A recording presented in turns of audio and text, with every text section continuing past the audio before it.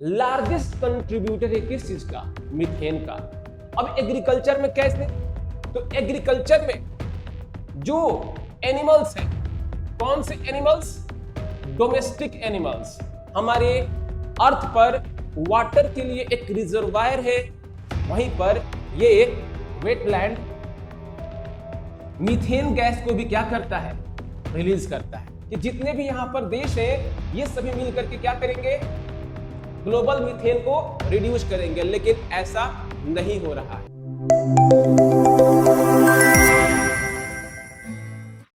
COP30 Belum Brazil में UNEP ने क्या किया?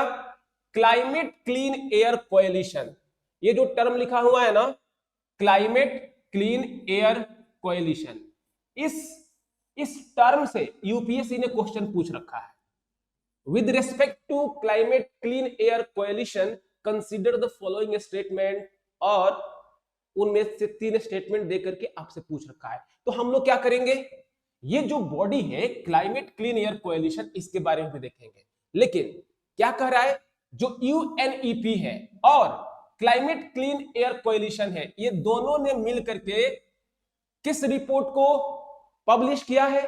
ग्लोबल मीथेन स्टेटस रिपोर्ट को पब्लिश किया है। इस रिपोर्ट के अनुसार क्या है? एम्बिशन गैप, फिर रिडक्शन पोटेंशियल, फिर पॉजिटिव शिफ्ट। ये 3 पॉइंट यहां पर बता रहा है। क्या क्या है? जैसे एडाप्टेशन के लिए हम लोगों ने टारगेट लिया था। हम लोग कहने का मतलब क्या है? जो भी सीओपी के मेंबर हैं, कॉन्फ्रेंस ऑफ पार्टी के मेंबर हैं, इन लोगों ने टारगेट लिया था कि हम लोग ग्रीन हाउस गैसेज को कम करेंगे। और ग्रीन हाउस गैसेज कैसे कम हो सकते हैं? सबसे पहले इनके सोर्स को ढूंढ करके उस सोर्स पर से हम लोग को लिमिट लगाना होगा। जैसे अगर हम बात करते हैं स्पेशली मीथेन के सोर्स कौन है, what are the sources of methane, तो इसमें जो एग्रीकल्चर है ना, एग्रीकल्चर ये one of the largest contributor है किस चीज का? मीथेन का। अब एग्रीकल्चर में कैसे? तो एग्रीकल्चर में जो एनिमल्स हैं, कौन से एनिमल्स? डोमेस्टिक एनिमल्स, ये मीथेन गैस को रिलीज करते हैं। जब ये रूमिनेट करते हैं, जब ये एक्सक्रीट करते हैं, तो ड्यूरिंग एक्सक्रीशन प्रोसेस ये मीथेन गैस को रिलीज करते हैं। फिर जब कल्टीवेशन किया जाता है, किस चीज का कल्टीवेशन? राइस का।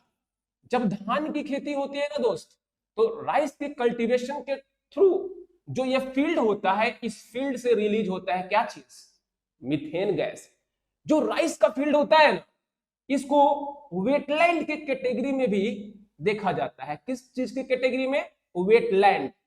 यानी वेटलैंड जिसको हम कहते हैं कि ये कार्बन को सिक्वेस्ट्रेट करता है, हमारे अर्थ पर वाटर के लिए एक रिजर्वायर है, वहीं पर ये वेटलैंड मीथेन गैस को भी क्या करता है? रिलीज करता है। तो एडाप्टेशन गैप कहने का मतलब जितने भी देश हैं जिन्होंने ग्लोबल मीथेन प्लेज को ज्वाइन किया था, ये जो देश है, इन लोगों ने टारगेट रखा था कि 2030 तक हम मीथेन को रिड्यूस कर लेंगे।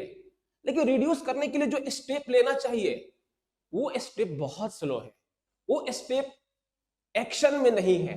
यहां पर इसको कह रहा है एम्बिशन गैप। मतलब एम्बिशन तो कर लिया, क्या एम्बिशन कर लिया कि बनना है मेरे को आईएएस, लेकिन जो आईएएस डिमांड करता है किस चीज की? कंसिस्टेंसी की। किस चीज की? कंटिन्यूटी की। ठीक है, परसिवरेंस की, पेशेंस की। इसमें से बहुत सारा क्वालिटी नहीं है, तो फिर कैसे बनेंगे आईएएस? उसी प्रकार से एम्बिशन तो रख लिया कि जितने भी यहां पर देश हैं, ये सभी मिलकर के क्या करेंगे? ग्लोबल मीथेन को रिड्यूस करेंगे, लेकिन ऐसा नहीं हो रहा है। फिर reduction potential, over 70% mitigation potential किस चीज पर निर्भर करता है? एनर्जी सेक्टर पर निर्भर करता है। इसके साथ साथ वेस्ट एंड एग्रीकल्चर, जो कि अभी अभी मैंने आपको बताया। तो एग्रीकल्चर कैसे होना चाहिए? सस्टेनेबल होना चाहिए। अगर एग्रीकल्चर सस्टेनेबल नहीं होगा तो फिर मीथेन रिड्यूस नहीं होगा। पॉजिटिव शिफ्ट में क्या कह रहा है? मतलब 65% ऑफ पेरिस एग्रीमेंट पार्टी, जो कि बात करते हैं किस चीज की? मीथेन को रिड्यूस करने की, वो इस पर ज्यादा रफ्तार से काम कर रहे हैं। किस तरह से? नेशनली डिटरमाइंड कंट्रीब्यूशन के तौर पर। ये तो न्यूज था, न्यूज का रिपोर्ट था। हम लोगों को पढ़ना है किस चीज के बारे में? Methane as a greenhouse gas के बारे में। ठीक है, अब मीथेन को कह रहा है ना, it is the second largest driver of global warming after CO2। अगर हम तीन गैस को कंपेयर करते हैं, किसको किसको? देखो आप, एक है CO2, दूसरा है मीथेन, और तीसरा है NO2, नाइट्रस ऑक्साइड।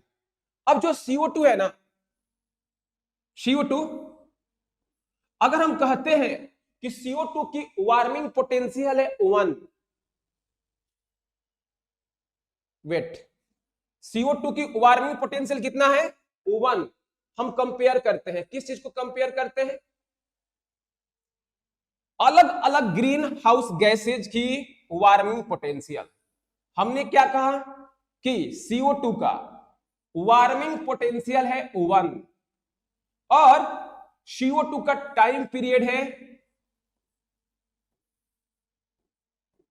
कुछ, टाइम पीरियड है कुछ। मीथेन, इसका वार्मिंग पोटेंशियल क्या है? तो मीथेन का वार्मिंग पोटेंशियल CO2 के कंपेयर में बहुत ही ज्यादा है। उसके बाद अगर हम बात करते हैं NO2 की वार्मिंग पोटेंशियल, तो ये इन दोनों से भी इसकी पोटेंशियल ज्यादा है। अब हम बात करते हैं कि अगर मीथेन एटमॉस्फेयर में रिलीज हो गया तो कितने दिन तक रहेगा? नाइट्रस ऑक्साइड अगर यह एटमॉस्फेयर में रिलीज हो गया तो कितने दिन तक रहेगा? तो ध्यान रखिएगा, ये लगभग 120 साल तक एटमॉस्फेयर में रहता है। ये मीथेन 12 साल तक, 12 से 14 साल तक एटमॉस्फेयर में रहता है। ये 12 से 14 साल का जो टाइम पीरियड है ना, ये छोटा टाइम पीरियड है, इसीलिए इसको क्या कहता है? मतलब ये शॉर्ट टर्म ड्यूरेशन का होता है, लेकिन इसकी वार्मिंग पोटेंशियल क्या होती है? बहुत ज्यादा होती है। ये सेकेंड लार्जेस्ट ड्राइवर है आफ्टर CO2। इस चीज को हमको ध्यान में रखना है। यस, ग्लोबल वार्मिंग पोटेंशियल, ये टर्म याद कर लेना आप लोगों को। ओवर 20 ईयर पीरियड, अगर 20 साल में हम देखते हैं किसको किसको? CO2 को देखते हैं और मीथेन को देखते हैं ना, तो मीथेन जो है वो CO2 के कंपेयर में लगभग 80 टाइम्स क्या करता है? पृथ्वी को ज्यादा वार्म करता है। यानी मीथेन को रिड्यूस करना बहुत जरूरी है अगर हम CO2 के साथ इसकी कंपैरिजन करते हैं। एटमॉस्फेरिक लाइफ कितना होता है? शॉर्ट लाइव्ड क्लाइमेटिक पॉल्यूटेंट, जो कि 10 से 12 साल तक हमारे एटमॉस्फेयर में रहता है। इस चीज को अभी अभी मैंने आप लोगों को बताया है। सोर्सेज, यानी जब तक हम मीथेन के सोर्सेज को नहीं जानेंगे तब तक हम मीथेन को रिड्यूस नहीं कर पाएंगे। सोर्सेज क्या है?